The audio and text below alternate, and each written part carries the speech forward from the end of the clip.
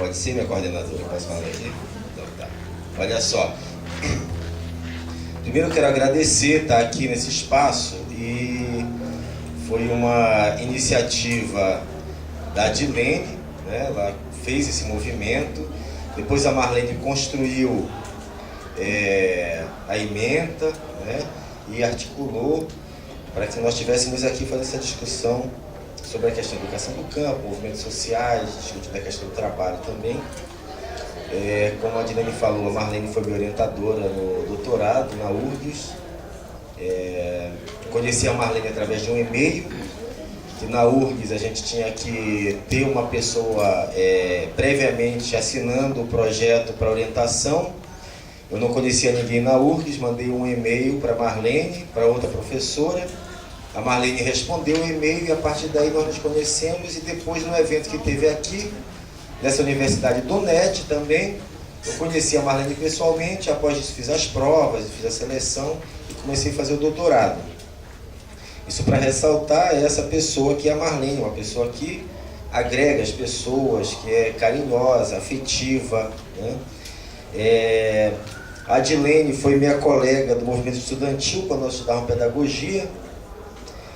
Depois nos reencontramos, depois de alguns anos aqui. E o Antônio Júlio me aceitou no pós-doutorado, né? Quando eu fiz aqui na UFMG. Só rapidamente para ressaltar esses pontos que eu acho que são importantes.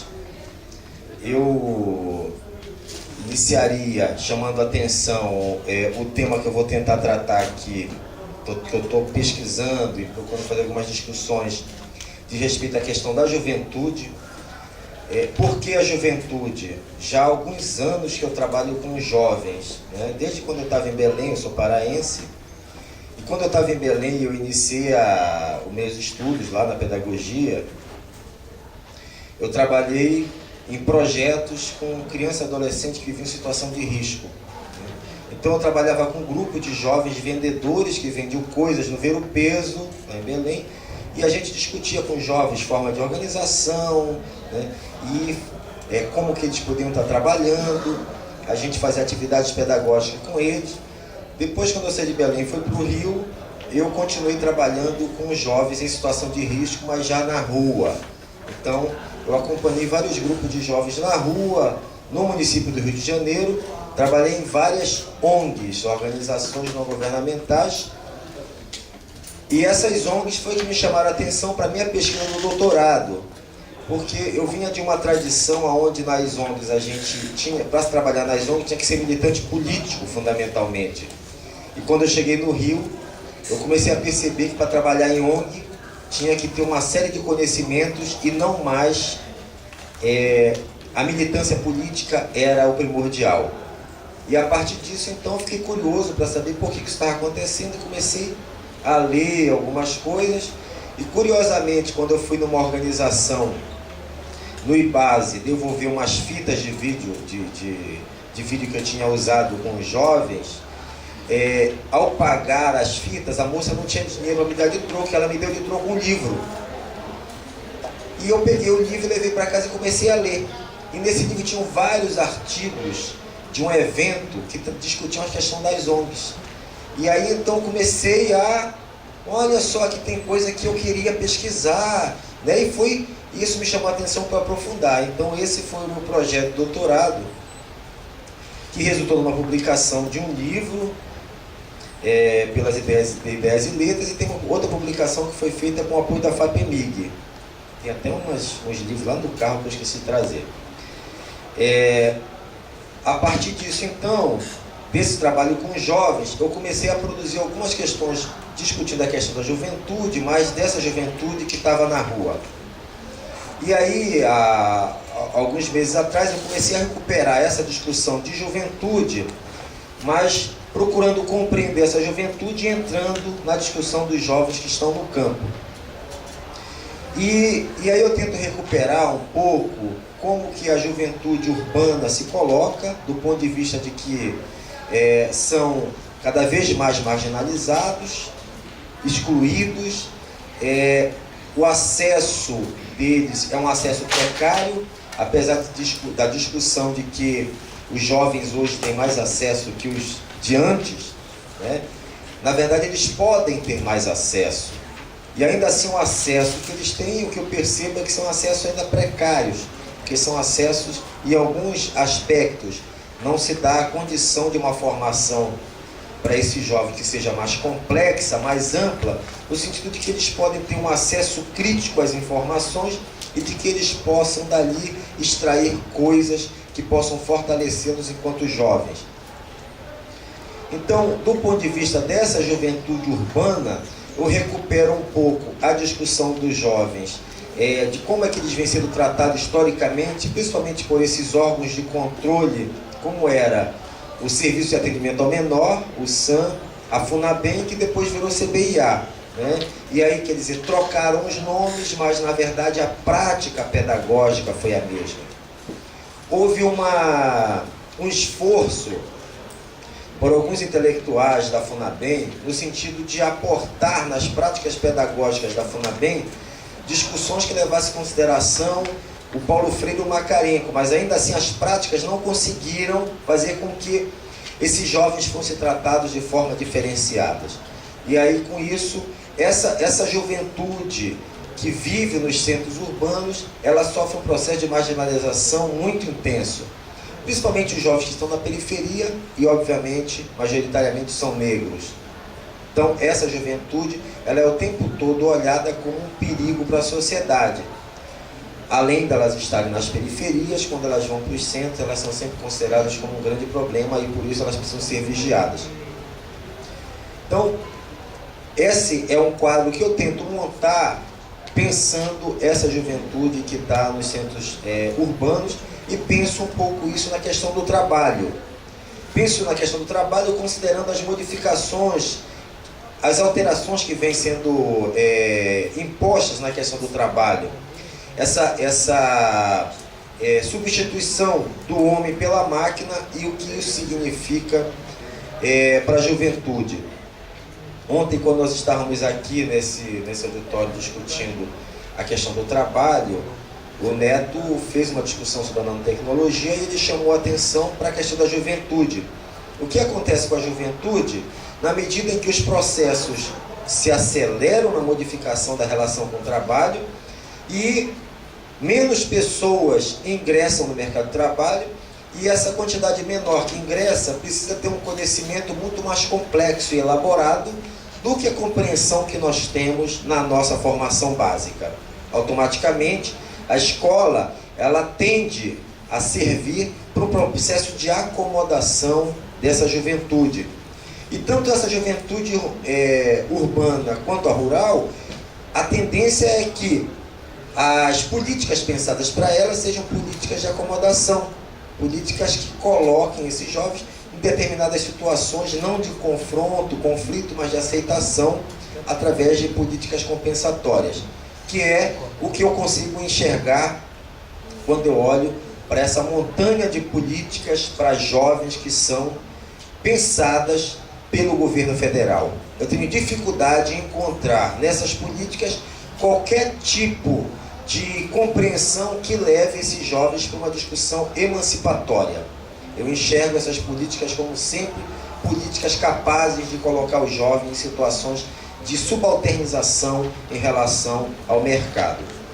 Daí, olhando para a juventude que está no campo, o que me chama a atenção, e é alguma coisa que eu sempre me preocupei muito, e já fiz 3 pesquisas na UFV sobre isso com os jovens, porque eu aceito também estudantes do chamado BIC Júnior, que são estudantes do ensino médio. Eu sempre peguei 2 estudantes do ensino médio para fazer pesquisa comigo e coloquei eles para pesquisar junto com os demais, a fim de que isso potencializasse esses jovens que vêm da escola pública, para que eles pensem a universidade no sentido de que a universidade possa ser uma referência para eles, a universidade pública, e eles possam entrar na universidade. Esses jovens fizeram pesquisa sobre a questão das drogas na escola. Nós fizemos então a primeira pesquisa sobre qual é o nível de conhecimento desses jovens sobre drogas nas escolas estaduais que tem em Viçosa. Depois nós fizemos uma pesquisa sobre o nível de compreensão dos jovens das escolas privadas, sobre a compreensão e ampliamos algumas coisas que nós percebemos que faltava na pesquisa anterior. E depois nós tentamos fazer um dado comparativo entre esses dois resultados. Os resultados para mim são alarmantes do ponto de vista de que os jovens cada vez mais têm informações sobre drogas e cada vez eles se drogam mais, né? Óbvio que o nosso conceito de droga considera o álcool também como uma droga, o cigarro como uma droga, né? Mas para além disso, os jovens têm acesso às outras drogas. A pesquisa mostrou que na escola particular eles conseguem ter mais acesso a outras drogas que o da escola pública tem. Ou seja, o universo de acesso das escolas particulares é maior que o universo das escolas públicas. Então, essa questão da juventude me chamou a atenção para como que está isso no campo. Água. Tá bom, obrigado. A Dilane mandou tomar água. Então eu comecei a pensar como é que esses jovens estavam no campo em relação a isso. E aí nós começamos então a tentar compreender o que significa essa juventude no campo. E aí, já numa olhada geral, a gente consegue entender que os jovens no campo estão com acesso muito intenso em relação às drogas. Se pensarmos isso do ponto de vista da reforma agrária e se olharmos para o lado norte do nosso país, vamos ver que a questão dos assassinatos, as grilagens, tem levado a uma quantidade de jovens a se tornarem órfãos muito cedo também. Pensar que essa juventude, o acesso à cultura é quase inexistente. Pensar que as prefeituras não estabelecem políticas que deem conta da juventude. E essas políticas para a juventude não existem de forma geral. Quando a gente vê algum tipo de política para a juventude, são políticas sempre pontuais, muito bem estabelecidas, o que se quer e onde se quer chegar. Então, essa situação do campo, ela é mais agravante porque eu lembro que quando eu estava no município do Rio de Janeiro trabalhando na rua, me chamava a atenção que uma quantidade enorme daqueles jovens que estavam na rua, eles falavam assim: eu sou de Macaé, eu sou de São Gonçalo. Eles não eram do município, mas tinham garotos do município que desciam dos morros porque existia o problema da mãe ter um outro marido, arrumar outro filho, o garoto ou a menina ser assediado sexualmente. Tinham vários problemas, eles desciam e iam na rua. Mas a maioria que eu tinha acesso dizia que vinham de outros municípios. Mas por que eles vinham de outros municípios? Porque eles incorporavam o fetiche de que o município do Rio era uma maravilha. E aí eles iam para lá. E o que nós vivemos hoje é que todos temos televisão. E nos é vendido o tempo todo de que os centros urbanos são uma maravilha. Mas isso, na nossa cultura, ela é também histórica.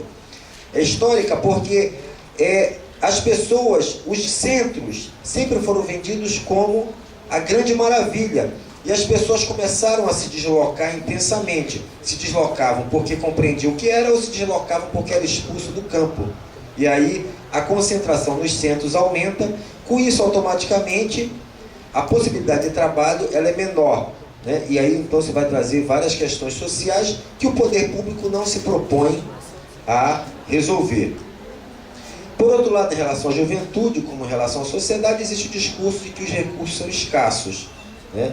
Mas é preciso compreender, e o Antônio Júlio até mostrou ontem num quadro de uma apresentação que ele fez ontem, não sei se ele vai mostrar hoje aqui, a quantidade de recursos que são disponibilizadas para o pagamento, amortização da dívida externa, que são enormes. Mas essa é uma contradição que nós precisamos discutir. Porque no governo Lula, ele disse que não devíamos mais nada ao FMI.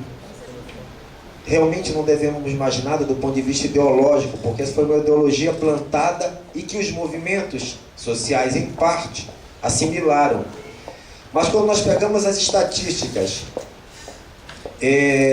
que mostram o quanto do orçamento é disponibilizado para amortização da dívida, nós vemos que é enorme. O que faz com que essas políticas públicas elas sejam deixadas de lado ou elas só apareçam quando existem casos extremos. Então, o que eu tento fazer no material que eu apresentei aqui, que vocês vão ter oportunidade de ler, e se quiserem depois podem ter acesso, conversar comigo, mandar e-mail, sem nenhum problema, é que tento traçar um pouco essa discussão da juventude, tentando separar, para compreender melhor a questão da juventude da cidade e a juventude do campo, e como que essa juventude do campo está colocada. Na questão do campo, em especial do ponto de vista educacional, não sei quanto tempo eu tenho. Sim, tá. Do ponto de vista da educação, da escola, o que eu venho procurando discutir é a escola pública para o campo. Uma escola do campo em que seja ela gerada dentro da escola pública. Por que eu venho tentando compreender isso? E por que eu venho arrumando problemas com isso? Eu sou um caçador de problemas também. Porque os caras, eles estavam lá felizes da vida, com as escolas famílias agrícolas e outras experiências, todas vinculadas à igreja. E eu, chato, fui lá e comecei a discordar deles. E falar assim, por que essa escola tem que ser vinculada à igreja e não pode ser vinculada ao poder público? Por que essa escola não é pública e todas as crianças, independente de ser filho de agricultores, assentados, o que seja, tenham acesso? Por que o conteúdo do município de 3.000 pessoas que eu acompanho aqui em Minas Gerais, essas crianças têm que fazer a provinha Brasil, que elas não sabem nem o que se passa no Brasil, porque a informação delas é muito precária. Por que essa escola não insere o conhecimento que os trabalhadores têm, que eles produzem? Por que ao construir uma escola, o governo, via INCRA também, ele propõe que se construa uma escola que seja privada nas comunidades, para que as crianças da comunidade estudem? Por que o governo não incentiva que, assim como ele impõe a Provinha Brasil, por que ele não incentiva que essas escolas desse município que são rurais não incorporem a educação do campo como uma prática pedagógica efetiva? E as professoras, majoritariamente mulheres, não incorporem a sua realidade no seu plano pedagógico, e elas então passem a pensar aquela escola não no sentido de abandonar as práticas que estão colocadas fora daquele ambiente, mas que privilegiem aquele ambiente a fim de que o aluno se sinta reforçado na sua capacidade de entender e veja o seu conhecimento, o conhecimento da sua família, como algo importante. Por que nós temos que ter sempre algo de fora determinando o que nós temos que fazer aqui dentro? E aí então eu comecei a pensar essa questão da escola pública no campo e comecei então a produzir algumas coisas sobre isso, no sentido de que a gente compreenda que esses municípios precisam incorporar a discussão, a prática da educação do campo no seu interior, e que façam um esforço para não aceitar essas políticas impositivas que vêm do MEC, a fim de determinar qual o conteúdo que vem sendo trabalhado nas escolas. É óbvio que eu estou falando do campo, mas isso acontece também na cidade, onde foi abandonado. O que nós percebemos hoje é que essas escolas, elas abandonam qualquer tipo de discussão que não esteja dentro dos parâmetros estabelecidos, que tragam essas provinhas como referência. Então, a Provinha Brasil determina o conteúdo, as práticas, o Enem tem determinado, e assim por diante. Então, todas essas provas determinaram o conteúdo da escola. Então as professoras hoje, elas têm pouca preocupação em buscar conteúdos diferenciados para trabalhar na escola. A preocupação delas é dar conta daquele manual que veio do MEC. E isso daí a gente precisa repensar, no sentido de que a gente possa construir, né, um processo educacional que tenha a cara dessas pessoas. E eu acho que nós temos que contribuir com isso. Só para finalizar, eu coloquei no meu material, no início, uma poesia que, por sinal, é de um camarada lá do Rio Grande do Sul, o Vitor Ramil, que ele fala assim, olha, nós vamos conseguir, companheiro, medo não há. No rumo certo da estrada, unidos, vamos crescer e andar. Nós vamos repartir, companheiro, o campo e o mar, o pão, a vida, meu braço, meu peito, feito para amar. Americana pátria morena, quero ter guitarra e canto livre em tu amanhecer. No pampa, meu pala voar, esteira de vento e luar, vento e luar. E aí ele conclui falando, nós vamos semear, companheiro, no coração, manhãs, frutos e sonhos, para um dia acabar com a escuridão. Nós vamos preparar, companheiro, sem ilusão, um novo tempo em que a paz e a fartura brotem das mãos. Então, eu acho que isso aqui, né, diz pra gente, né, e é linda essa poesia, né, no sentido de que nós precisamos construir outras relações. Não é possível a gente o tempo todo aceitar o que querem impor para a gente, sem que a gente reflita criticamente o que isso quer dizer e que a gente produza os nossos conhecimentos e possa sair desse cerco que montaram a nós na universidade, a nós na escola pública, a fim de que mostre que nós somos incompetentes, incapazes e que o privado é tudo, é o bom e que desconsiderem aquilo que a gente produz. Obrigado.